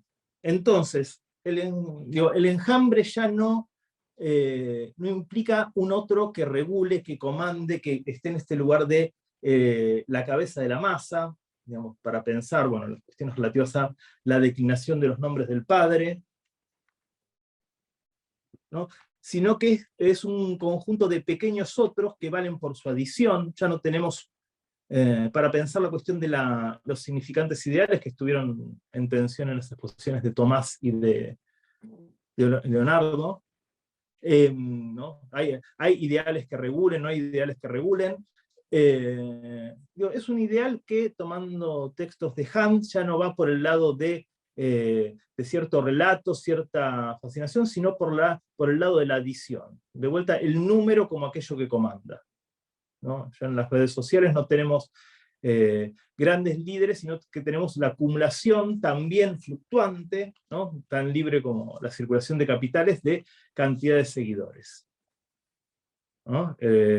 ¿No? Digamos, lo que hoy en Argentina puede hacer caer un gobierno, y lo vivimos hoy a 2 días de las elecciones, ¿no? Hoy el dólar está más caro que nunca, justamente el precio del dólar, un factor numérico, ¿no? El libre flujo de capitales produce el movimiento de poder, ¿no? De una forma que ya de vuelta no es estanca, no es analógica, ¿no? Llamo analógico aquello donde priman las paredes, los encierros, ¿no? El panóptico disciplinario, sino donde prima este libre flujo de los números, la información, el precio del dólar, ¿no? Señalo esta paradoja, ¿no? Escuchando las exposiciones, ¿no? Aquello que queda del lado de lo que llamamos neoliberalismo no tiene los blasones, ya no aparece con los blasones de los encierros, de la censura, sino todo lo contrario, tiene los blasones de la máxima libertad, ¿no?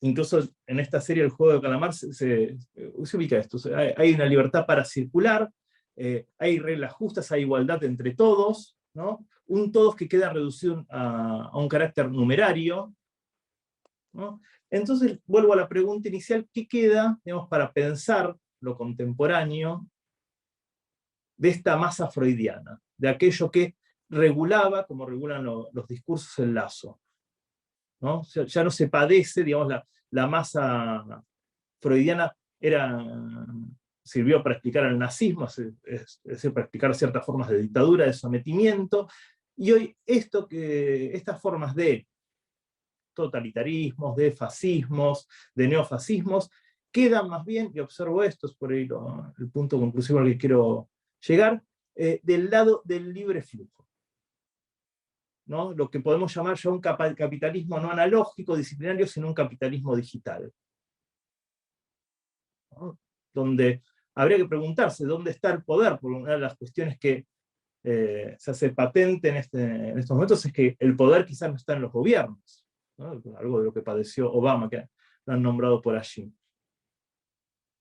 ¿no? El fenómeno de los femicidios que trajo Tomás, ¿hasta qué punto algo de este fenómeno tiene que ver con la no regulación de ciertos discursos que ordenan los lazos y cierto capitalismo, digamos, que deja al varón, digamos, porque los femicidios, entre otras cosas, son producidos por varones, ¿no? Ante cierta fragilidad del ser, voy a decirlo así, ¿no?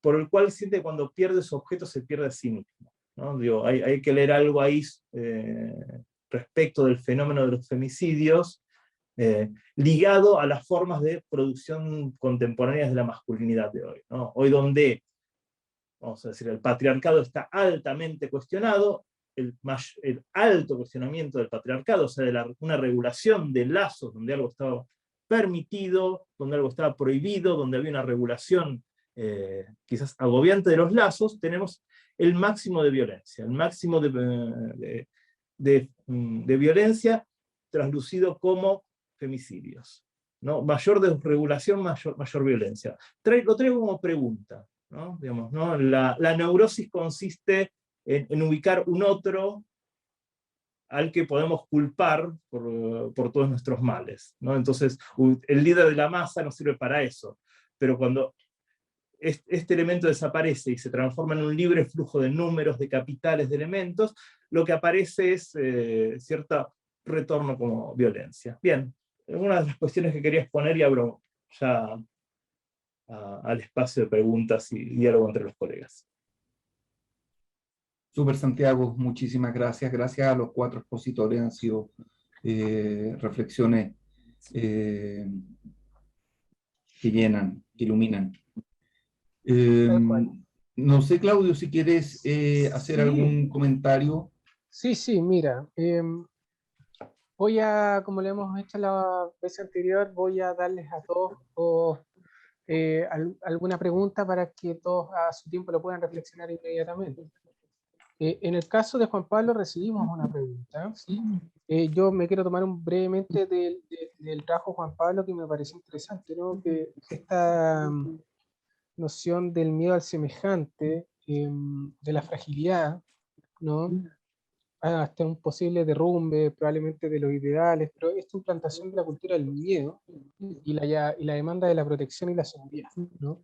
Y cómo, en términos, podríamos decir, más lacanianos, se ve bastante en el fantasma, ¿no? Como el semejante, ese objeto que queda como decía ahora Santiago, como el culpable de tantas cosas, no en un fantasma, que necesitamos la protección y la seguridad para que no caiga lo que supuestamente tenemos, ¿no? Y todas las que Bataille, y acá lo relaciono con todas las ponencias porque, bueno, y por eso me llama la atención, todas las que Bataille va hacia el erotismo, ¿no? Y en un momento mencionaste que la aceptación de la imposibilidad, ¿no? Entonces me parece, lo dejo ahí, si quieres como lo puedes retomar, pero me produce que la emancipación de la existencia moderna, según Bataille, es el erotismo. Y qué lugar toma en justamente la cultura del miedo, ¿no? La erotización. Eso por un lado. Ahora voy a ir a la pregunta de Mayra. Porque la pregunta de Mayra es, va hacia Tomás. Así que te dejo, Juan Pablo, esa pregunta, porque la pregunta de Mayra Gómez iba más bien hacia Tomás, ¿sí? Que me pareció una reflexión muy interesante, especialmente cuando trae a Kant. Me acordaba todo el tiempo efectivamente el texto Kant con Sade, y de Eichmann, de Hannah Arendt, ¿no? Cuando habla que ahí también está el imperativo sabiano funcionando como vacío, ¿no? Como con ausencia del objeto patológico, y cómo el objeto patológico representa en este caso tanto el amor ideal como los restos, ¿no? Restos como se habla de los muertos, el resto. Me parece muy interesante, pero en este caso voy a recurrir a la pregunta de Mayra. Mayra pregunta, ¿cuál es la forma del amor en la estructura psíquica fascista, ¿no?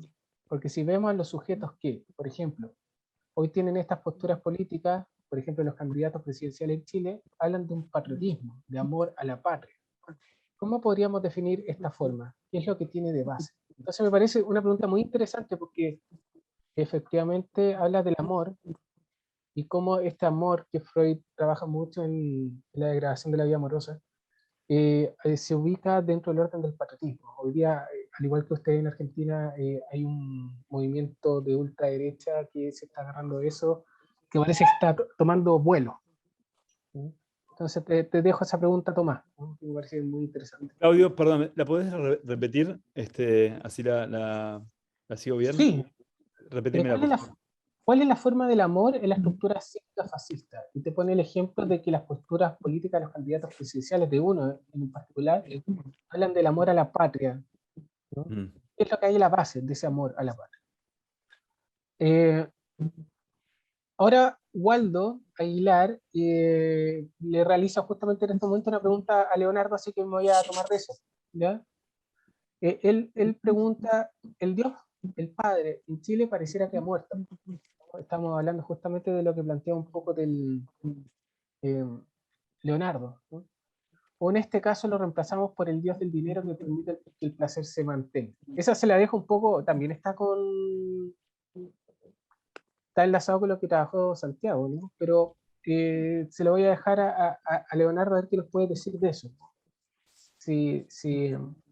Dice, si al parecer el padre en Chile pareciera que ha muerto, o en este caso lo hemos reemplazado por el Dios del dinero, ¿no? Que parece que el placer se mantenga. ¿Eso por qué me refiero? Porque Leonardo habló del vacío y cómo el discurso capitalista lo ha excluido, ¿no? Y por último me gustaría realizarle una reflexión y una pregunta a lo que trajo Santiago, ¿no? Cuando habla de estas diferentes dualidades, de lo analógico, lo digital, la masa, el enjambre, etcétera, etcétera, que también se reúnen como en la dualidad moderno, posmoderno y todo lo que pueda devenir desde ahí. Me parece muy interesante, ¿no? Y me gustaría que en esa noción de enjambre, si nos pudiera explicar un poco más, ¿no? De esta como angustia de desconexión, ¿no? Me quedé pegado, porque es como una forma reactualizada de la angustia de castración, pero en una época donde efectivamente la figura del padre como está siendo reevaluada o cuestionada, ¿no? Si bien sabemos en el componente freudiano la angustia de castración tiene que ver respecto a una función paterna, ¿no? que es más antigua, que podríamos decir que es más analógica. Acá hay una nueva angustia que es una angustia como digital, ¿no? Que es la angustia de desconexión. Entonces, ¿Se podría pensar como una nueva forma de castración o reactualizada o se refiere a otra cosa? Te lo dejo ahí como preguntando porque me resonó muchísimo. Bien, ¿Ya? Que parta Juan Pablo, sigue Tomás, Leonardo y terminas tú. bien. Ahí sí. Bueno, gracias por la pregunta y bueno, y a todos por la exposición. Voy a primero marcar un comentario. Laura Tudela dice, faltó una mujer. Sí, pues, faltó, Tal cual. no una. Y aquí no digo a los organizadores, sino que estamos todos metidos de una u otra forma organizando, así que leo ese comentario de Laura.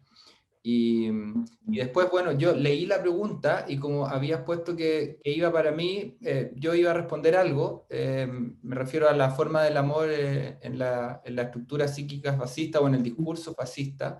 Así que tal vez podríamos dialogarla con Tal cual. Tomás un poco, lo que yo pensé. Claro, adelante, Juan Pablo.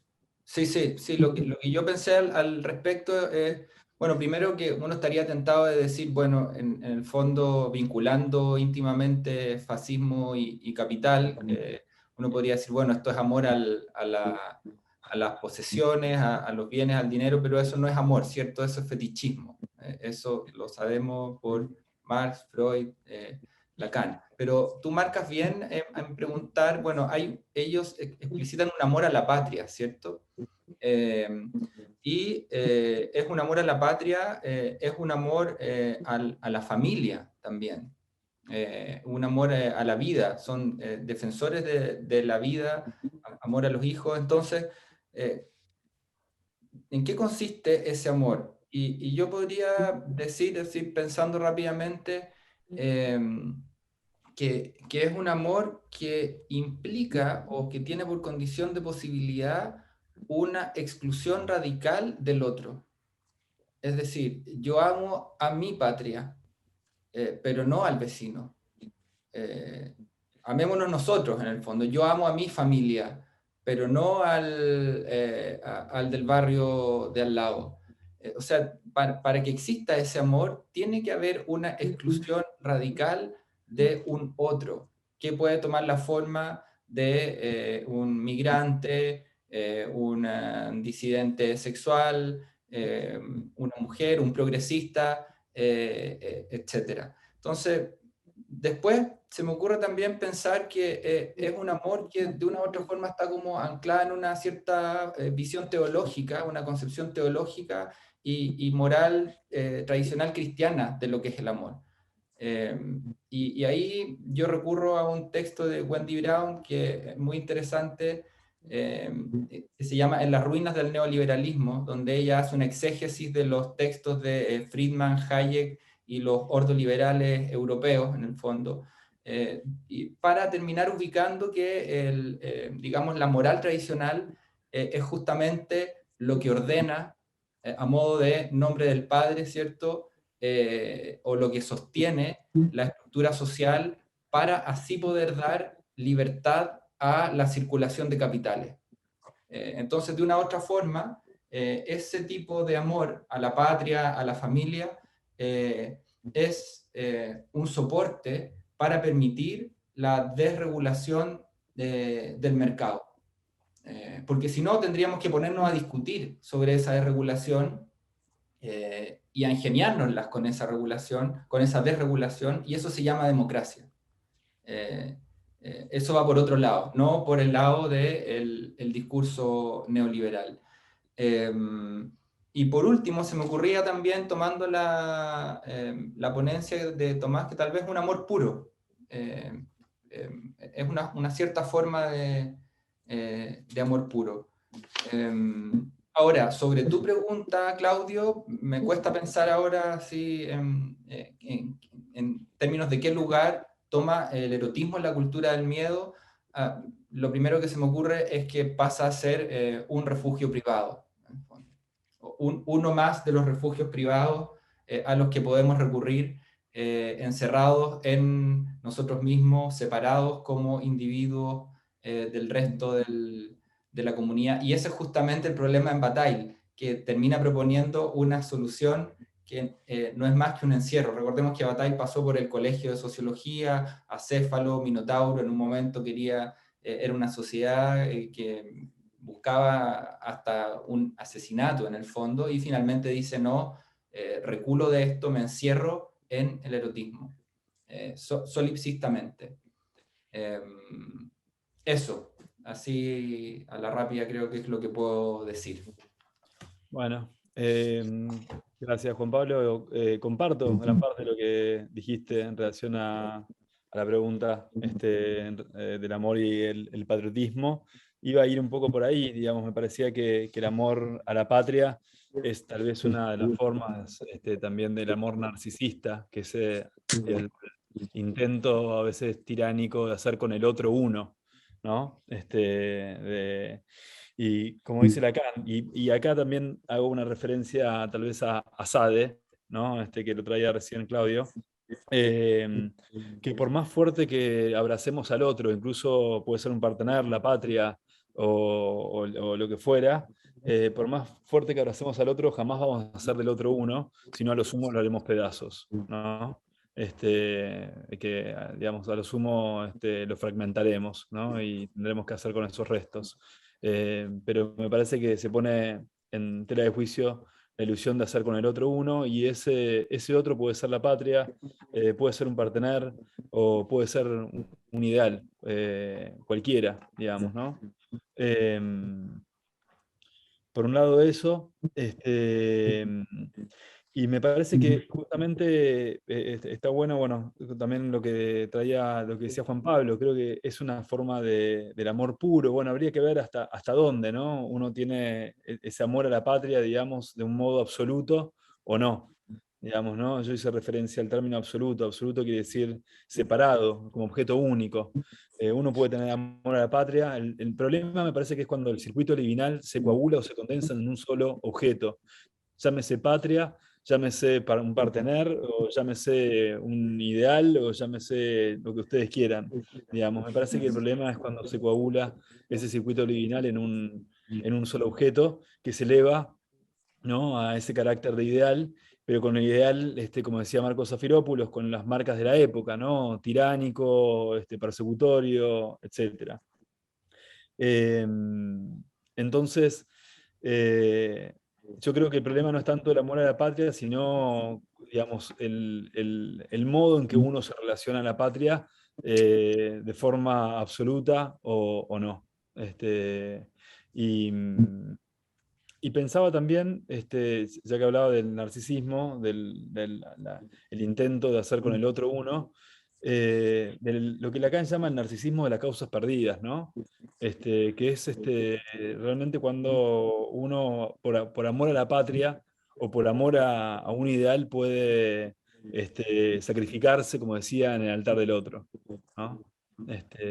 Bueno, hasta ahí. Bien, bueno, muchas gracias, Waldo, por la pregunta.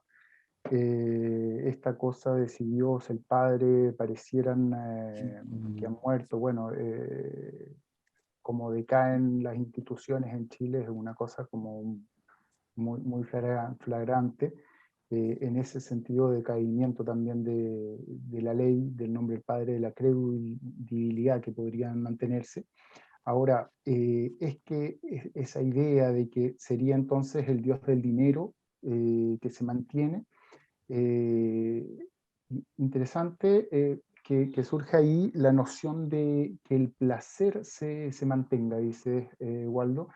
Hay una distinción en psicoanálisis que habría que hacer en realidad, que parte de mi exposición tenía que ver con eso, entre lo que sería un placer, entre lo que sería algo asociado a la voluntad de goce y lo que sería el goce, y que ya estaría en otras coordenadas sin tolerar, por así decirlo, que haya resto, sin tolerar que no se cumpla completamente mi pulsión. Y en relación a eso hay todo un tema justamente en relación a la circulación perpetua, esta que instala el discurso capitalista, en relación también a el poder o no interrogar la regulación del mercado y esa desregulación justamente a la cual hacía referencia Juan Pablo, hablando justamente de una libre circulación a partir de la desregulación. Ahí hay algo que llama la atención y que tiene que ver justamente con este tema de poder o no soportar un lugar vacío. Porque ahí me parece que es lo que traté de ir dándole un peso al final a mi exposición, ese lugar de venir a ocupar el lugar del padre muerto, me parece que no le hemos dado suficientemente importancia, suficientemente vuelta, ya que muy fácilmente el líder puede situarse en ese lugar y puede buscar acaparar todo el poder. De alguna manera, lo que hemos visto en esta nueva moral que empieza a surgir, estos totalitarismos, vienen a mostrar que hay una persona que encarna casi todos los poderes. Cuando vemos regímenes fascistas se queda como muy claro, pero también en estas nuevas maneras de gobernar pseudo-democráticas, por lo menos elegidos a través de la democracia, pero con un manejo de las redes sociales y con el manejo del número. Hablábamos delante, hablaba, no era Tomás, perdón, era, no me acuerdo de su nombre.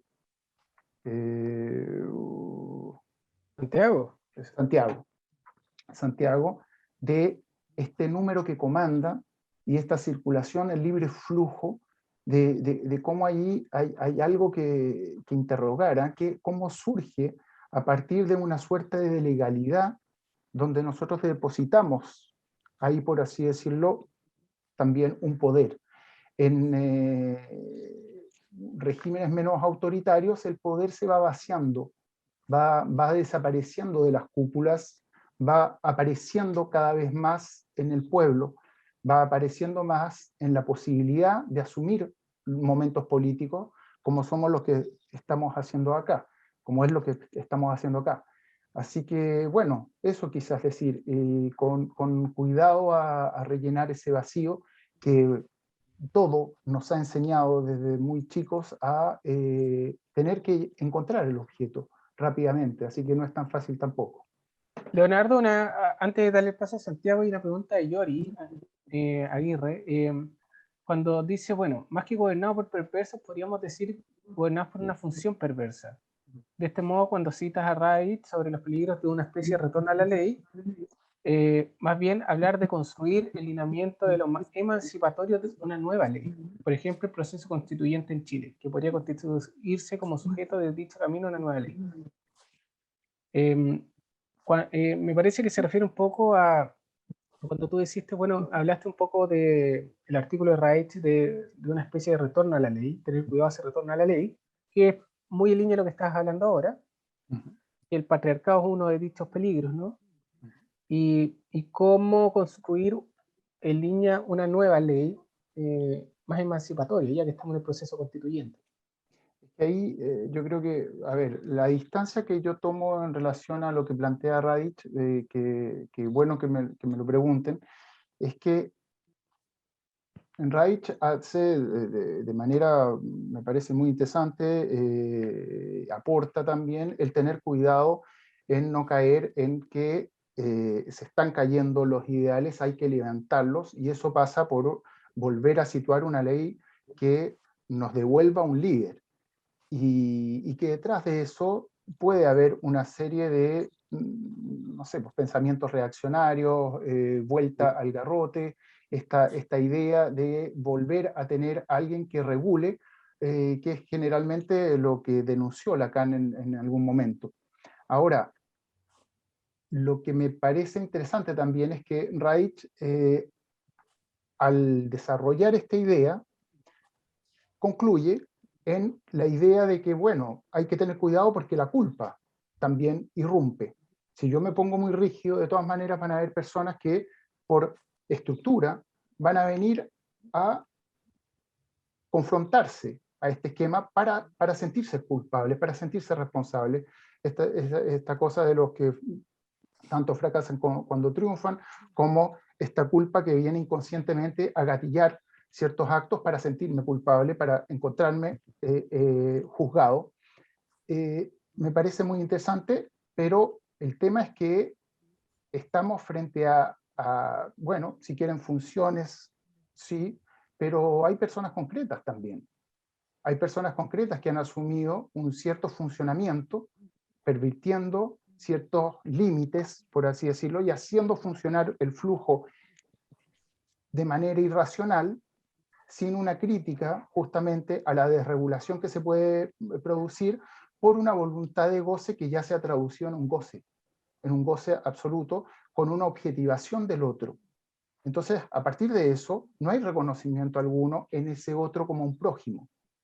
Ese otro se cae, y se cae, como lo vimos al principio, en ese amor de nosotros, como lo decía Juan Pablo también. Esa manera de amarnos entre nosotros y establecer rápidamente un límite, una zanja, una muralla, a partir de lo que se delimita de ese nosotros y de ese otros.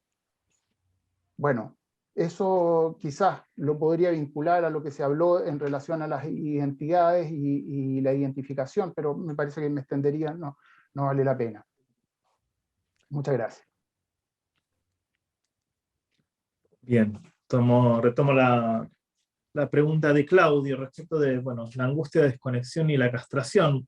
Depende de qué pensemos como castración. Hay una versión neurótica de la castración, ligada a un otro que prohíbe y oprime, y hay una versión de la castración que es la que empieza a delinear Lacan en la década del 60, ¿no? Que tiene que ver con la castración como ese no poder hacer o no saber para dónde orientarse respecto del deseo del otro, o incluso respecto de lo que puede o no puede un cuerpo. Tomo dos referentes conocidos.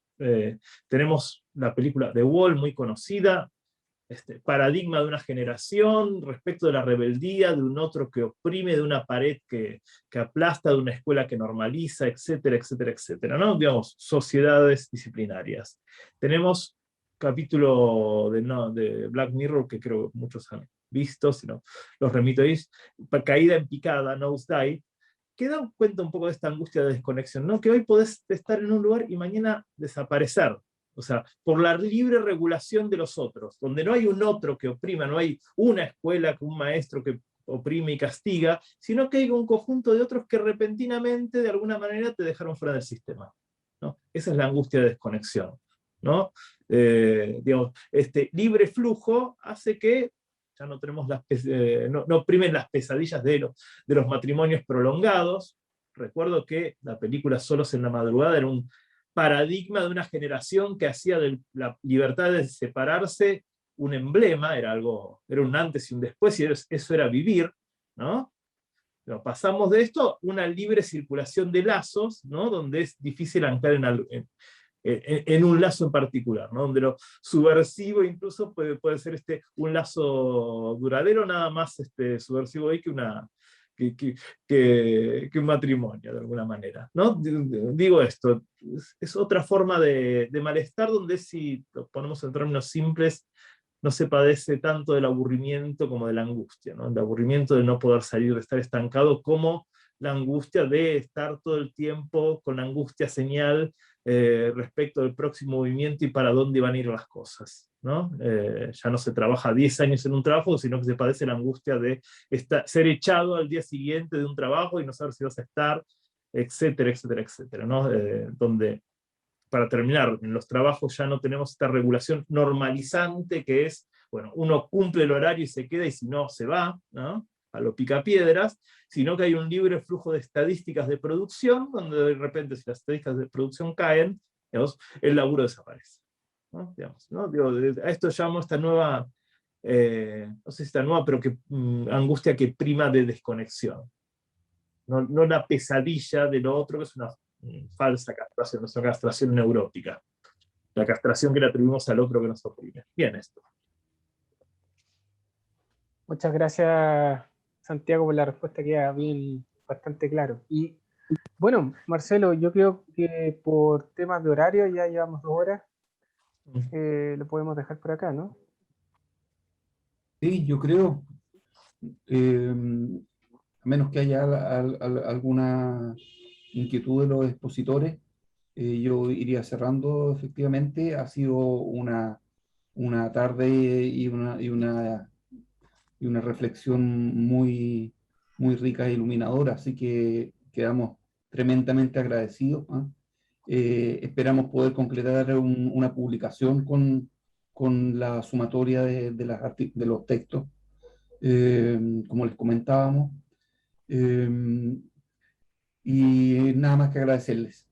Hace un gusto, especialmente a los hermanos Tomás y Santiago, que es primera vez que los vemos por acá. Espero que, por cierto, se repita. Igualmente, muchas gracias a ustedes.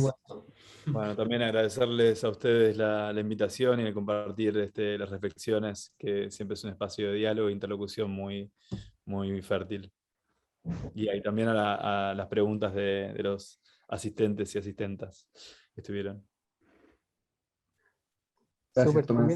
también agradecer a nuestros compatriotas acá, Leonardo y Juan Pablo, porque, junto con Tomás y Santiago, las 4 ponencias estuvieron diversas, pero al mismo tiempo tocando puntos en comunes, así que nos vamos con hartas cosas para pensar y seguir dándole vuelta. Así que muy agradecido por la presencia de ustedes también. Muchas gracias a los organizadores. Realmente muy buen nivel desde el principio hasta ahora y yo creo hasta el final. Muchas gracias. Gracias. Chao, Juan Pablo, Leo, Chao. Santiago, Chao, Tomás. chao. Chao, Tomás, Chao, Santiago. gracias. Gracias. Chao a todos los que vinieron. Que estén bien.